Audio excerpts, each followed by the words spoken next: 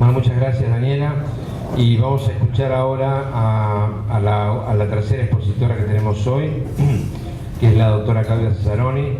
Claudia es abogada, magíster en criminología, docente, integrante del Centro de Estudio en Política Criminal y Derechos Humanos, CEPOC, y de la Red Argentina No Baja. Autora, entre otros libros, de El dolor como política de tratamiento, La vida como castigo, Masacre en el pabellón séptimo y Un partido sin papá. Coautora de Ningún pibe nace chorro. Argumentos para oponerse a la baja edad de punibilidad. Bueno, la dejamos con Claudia. Claudia va a disponer sus 28-30 minutos y después sí vamos a hacer un intercambio. Adelante, Claudia, gracias. Hola, muchas gracias. Bueno, alto honor para mí estar en una actividad organizada por el Instituto Patria y en esta Federación Gráfica, no importa, que tiene tanta memoria y tanta trayectoria en la lucha obrera de nuestro país. Así que no importa. ¿Seguro? Sí, no importa. Muestro papelito. Bueno.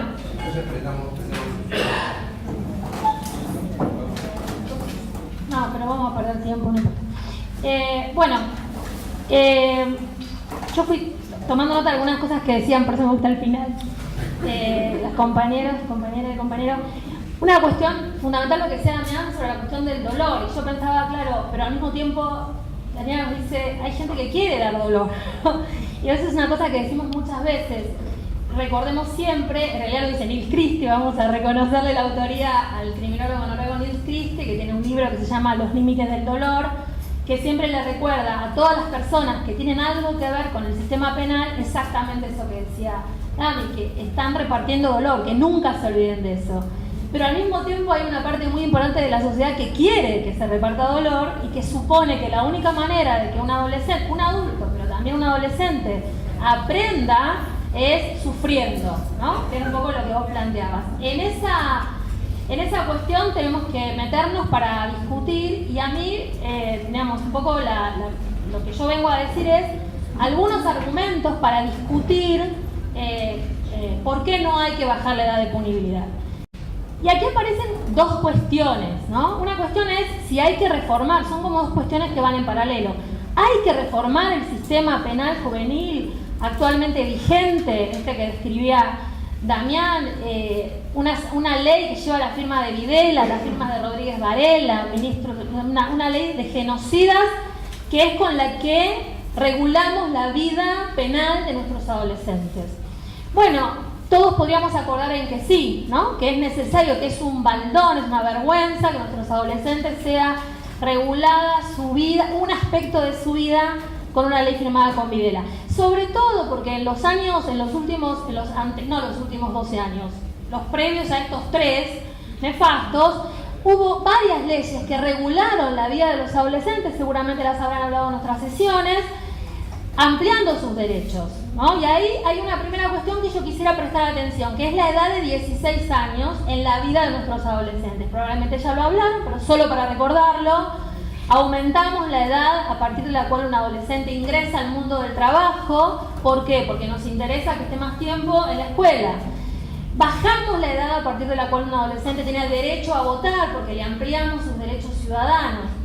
Y bajamos la edad a partir de la cual los adolescentes y las adolescentes pueden decidir sobre su propio cuerpo. Con la modificación del Código Civil y Comercial pueden, algo que a las mamás y a los papás a veces no nos hace mucha gracia, pero que a los 16 años ya puedan decidir desde hacerse un piercing o cambiarse la nariz u otra parte del cuerpo. Eso fueron reformas concretas de los 12 años de gestión de Néstor y Cristina, que supusieron ampliar derechos y que establecieron una edad de 16 años en la cual entendemos que tienen esa posibilidad de ampliar el ingreso al trabajo, el derecho al voto, la disposición sobre el propio cuerpo. ¿Por qué habríamos de decidir que hay que bajar la edad a partir de la cual puedan ser sometidos a un proceso penal, que también son los 16 años?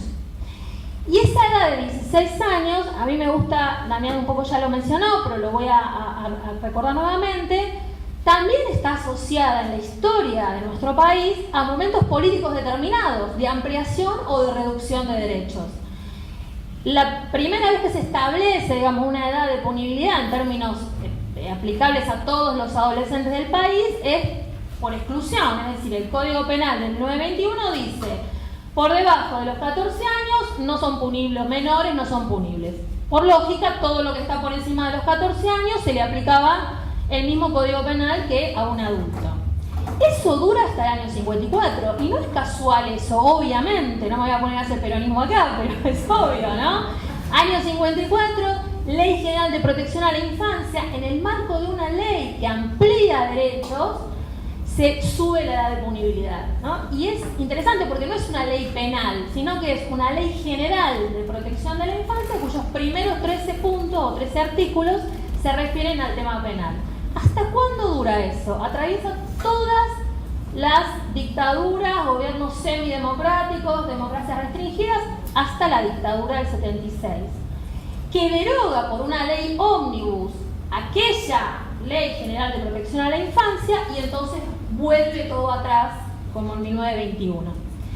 Y ahí hay un momento muy interesante que es el de la sanción de la 22.278.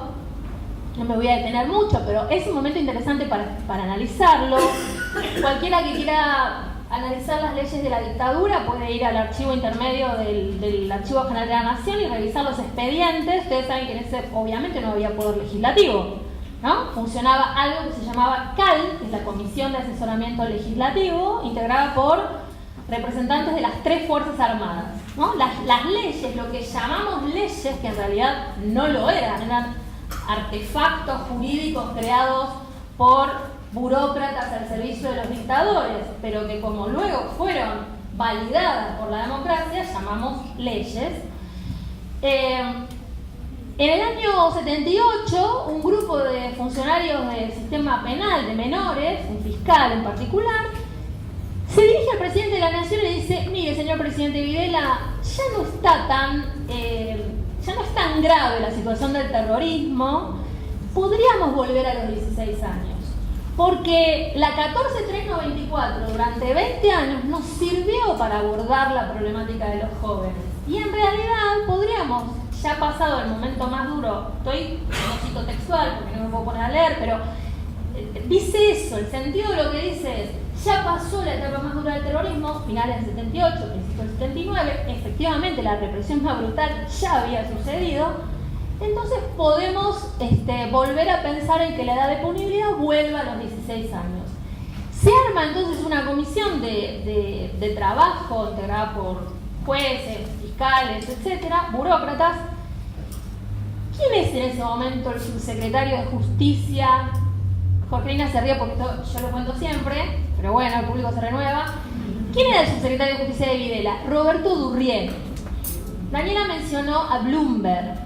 Roberto Durrié era el asesor jurídico de Juan Carlos Bloomberg y fue el presidente del Colegio de Abogados, no el colegio público en el que estamos nosotros matriculados, sino el Colegio de Abogados de la Ciudad de Buenos Aires, que es un nido de defensores de genocidas y de personajes siniestros del foro local, ¿no? O sea, abogados que no reconocemos como colegas, ¿no?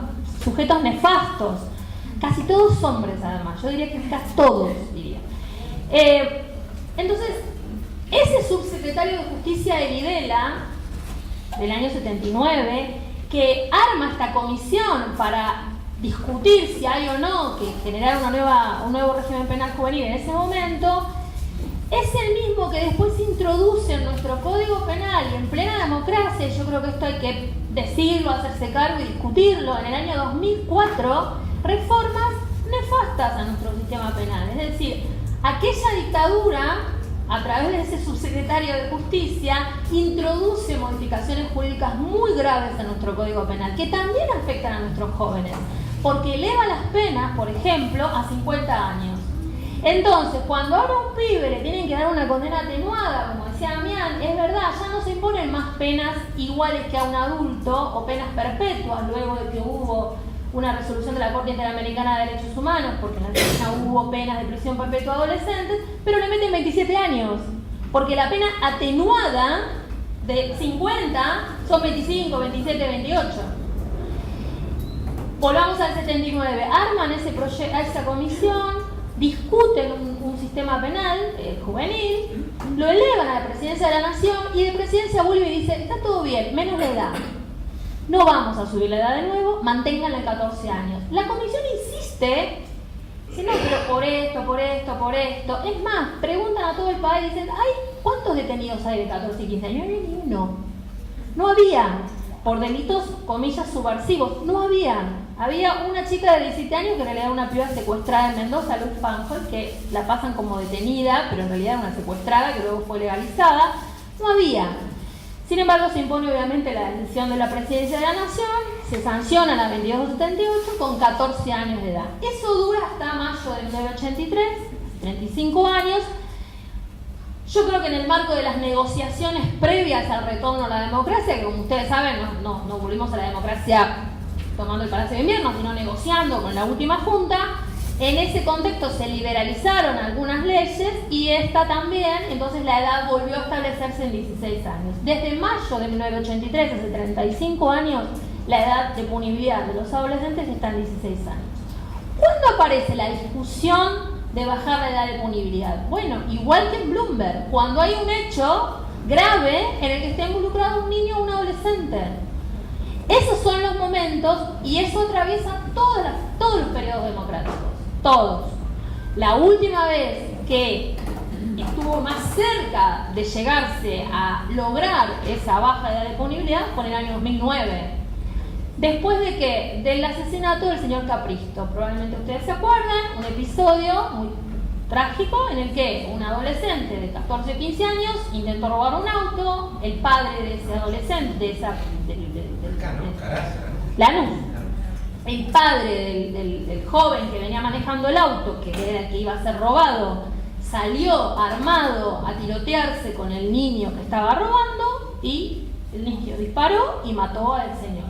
Y el niño se salvó. En esa balacera él se salvó. Posterior, inmediato, recordar, si se ponen a hacer memoria, recordarán discusiones políticas, era Néstor presidente, Scioli gobernador, ¿no? Y eso se planteó en esos términos.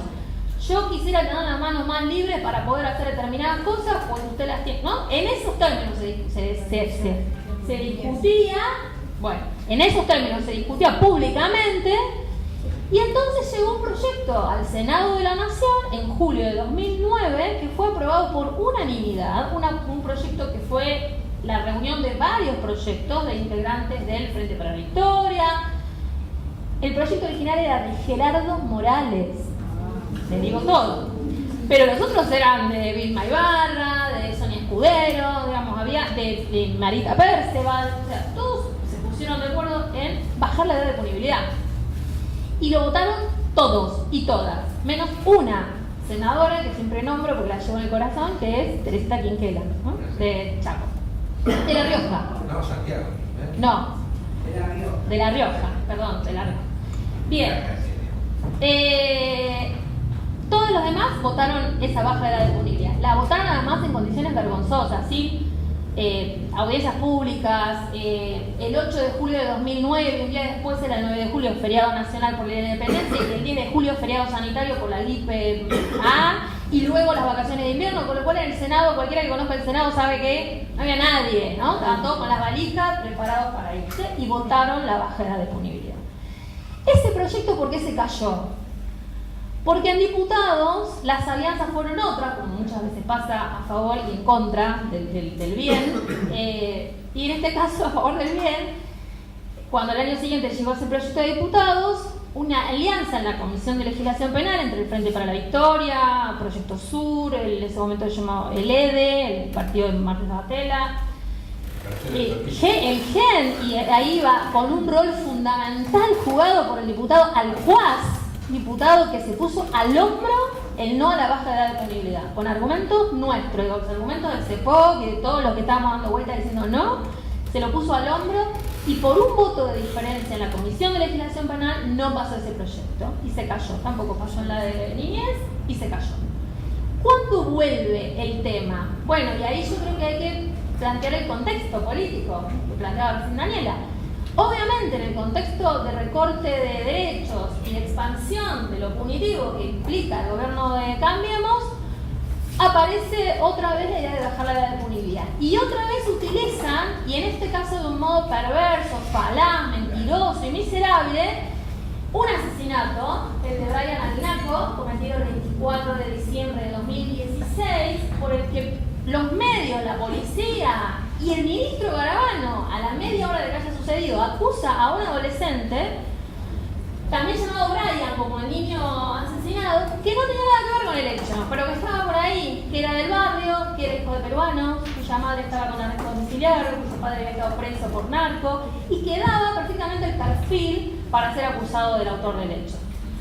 No lo era, y luego fue deportado al Perú, no está más, no sé si después volvió, pero fue deportado por el juez interviniente, tenía 15 años, y ese hecho sirvió de molas, porque no hay ningún elemento para acusarlo a él de haber cometido el delito tan grave, fue utilizado por el ministro Garabano para lanzar de nuevo la cuestión de la baja de punibilidad. Lanzarla así, como decíamos recién, a las apuradas en pleno enero de 2017.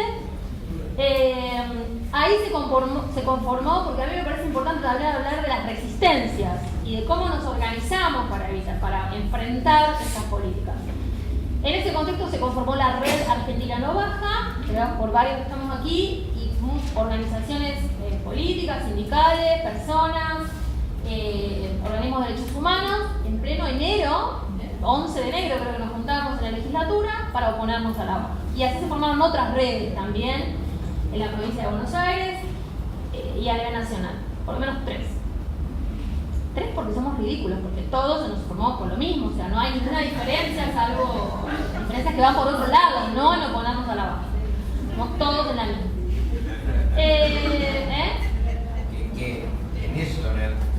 En eso estamos de acuerdo, las diferencias van por otro lado.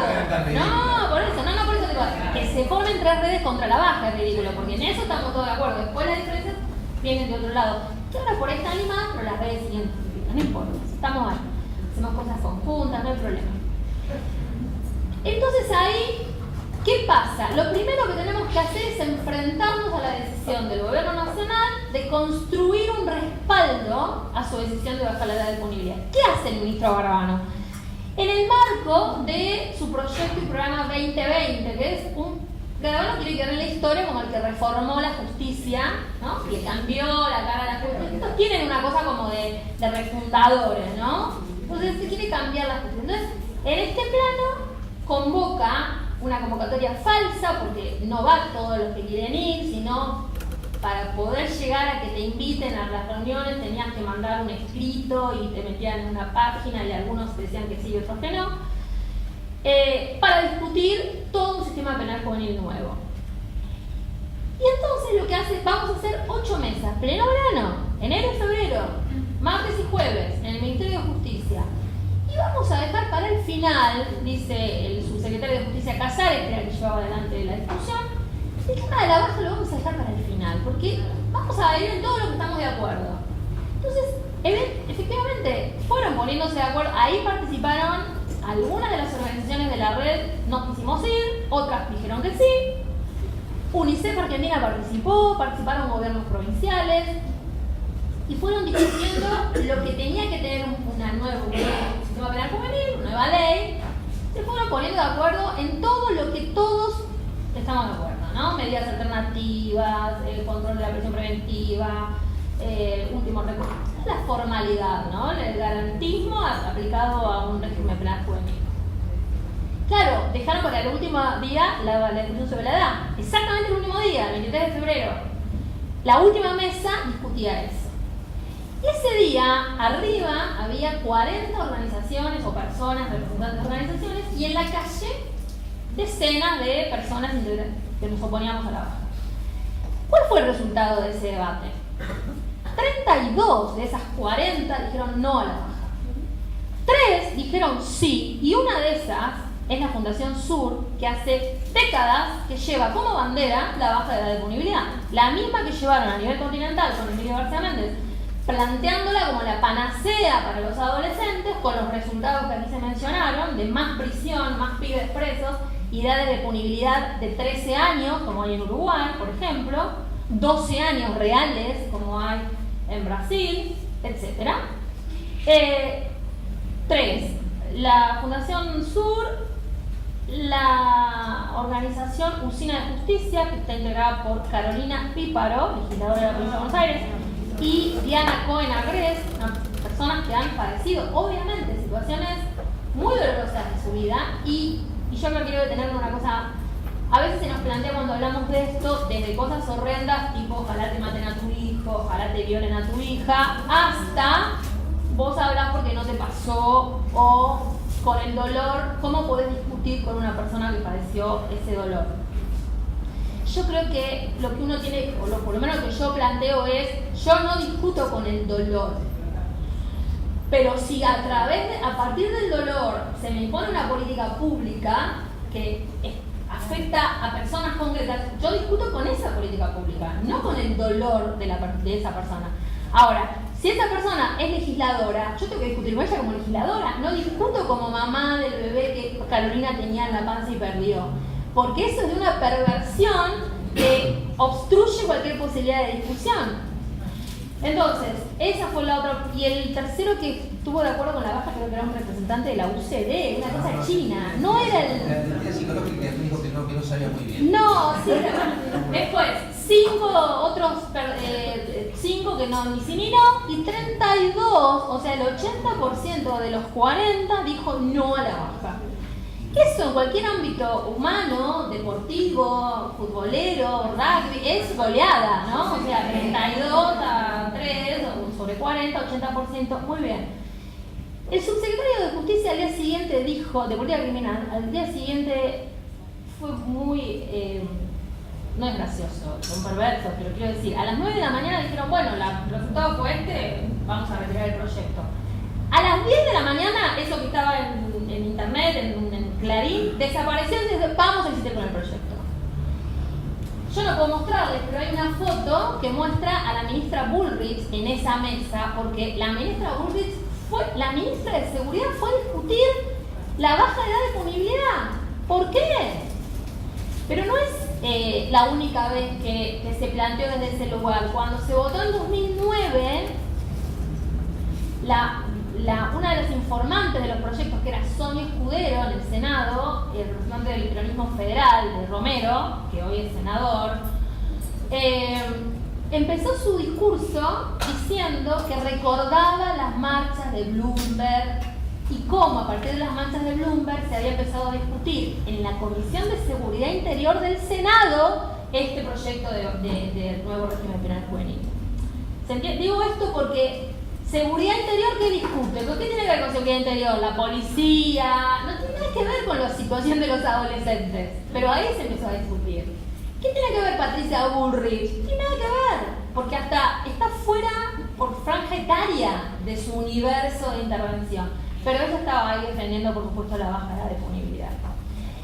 Y entonces, a partir de ahí, empezamos a construir, esto también se puede mandar después, porque ustedes lo pueden ver, pero nosotros en el CEPOC desde el 2009 construimos 10 argumentos, circulan por todos lados, muchos por ahí ya los conocen, muchos también.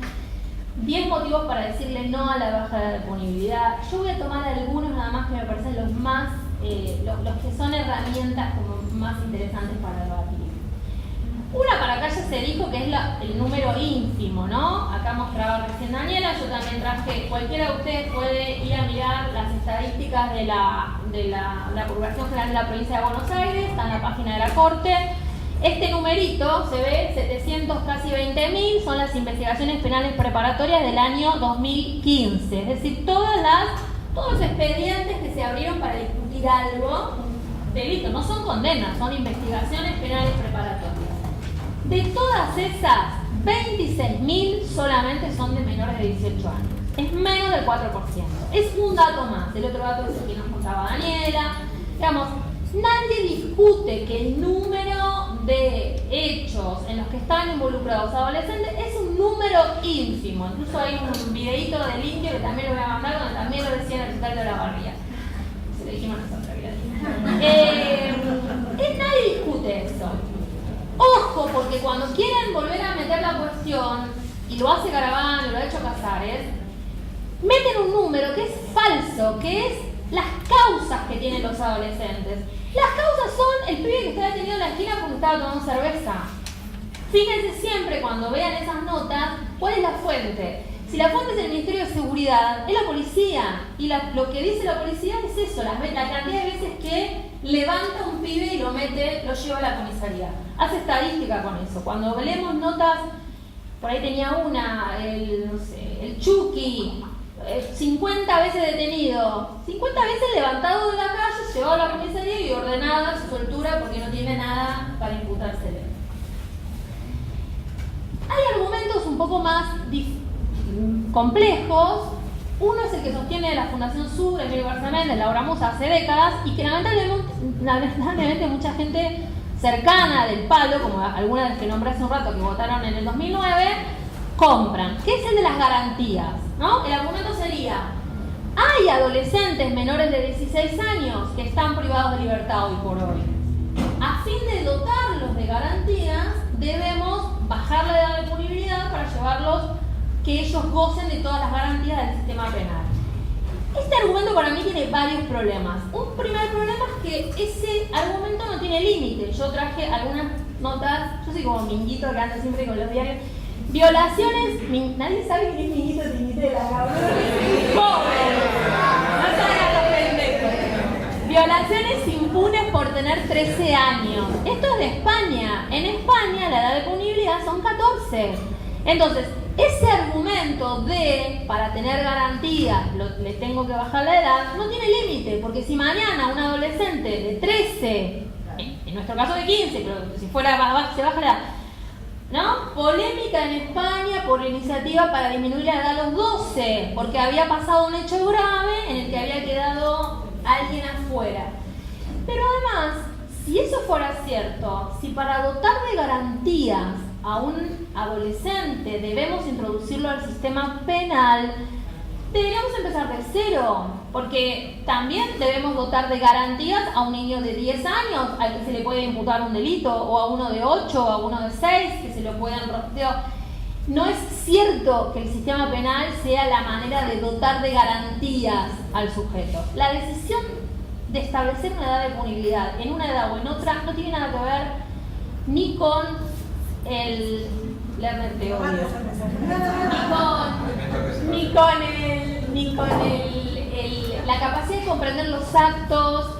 Tiene que ver con una decisión de política criminal y social. Una sociedad decide que a partir de determinada edad los hechos que cometan sus adolescentes, y yo coincido plenamente con lo que decía Ana, estamos hablando de adolescentes, de personas que están en formación. Cualquiera que tenga un adolescente cerca sabe lo que es uno de 14, de 15, de 16, 17, pero dejémoslo en 16. No tiene que ver con su capacidad de comprender, tiene que ver con una decisión de decir, hasta esta edad, lo que vos hagas, aunque sea una transgresión, yo la voy a abordar con otra área del Estado, que no es el sistema penal. No quiere decir no hacer nada, y este es otro argumento que se nos suele decir. Pero entonces un pibe que roba, que viola o que lastima, porque siempre vamos al violador, que es un número ínfimo. Pero un pibe que lastima, que roba, ¿lo mandás a la casa? No estoy diciendo, no decimos no hacer nada. Decimos que quien tiene que intervenir es el Estado no penal. Múltiples maneras tiene el Estado no penal, sobre todo si dejaran de dinamitarlo, como hace este gobierno, ya lo sabemos. Pero bueno, habrá que votar mejor. Nosotros no, porque todos votamos bien, pero corresponda para que se vayan y vuelvan tiempos mejores. Otro argumento siniestro que aparece en los últimos tiempos es el de Sarrió, y digo, no hay que desmerecerlo porque es una cabeza jurídica de Cambiemos, que es: tenemos que bajar la edad de punibilidad para que los chicos nos digan quién los manda a cometer delitos, que nos den los nombres. Ese argumento que nos parece absurdo, yo lo he escuchado a ella decirlo varias veces en televisión, es siniestro porque viola el primer derecho que tiene cualquiera, que es callarse la boca.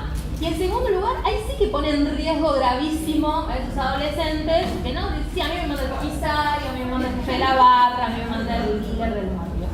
Pero eso hay que decirlo, porque cuando ella lo dice en televisión, parece, es verdad, claro, nos podría indicar quién lo manda para que vayamos al pez gordo. No es por los pibes, a los pibes los queremos proteger, queremos ir con... Bueno, ese argumento me parece que hay que discutirlo seriamente. hay muchos otros.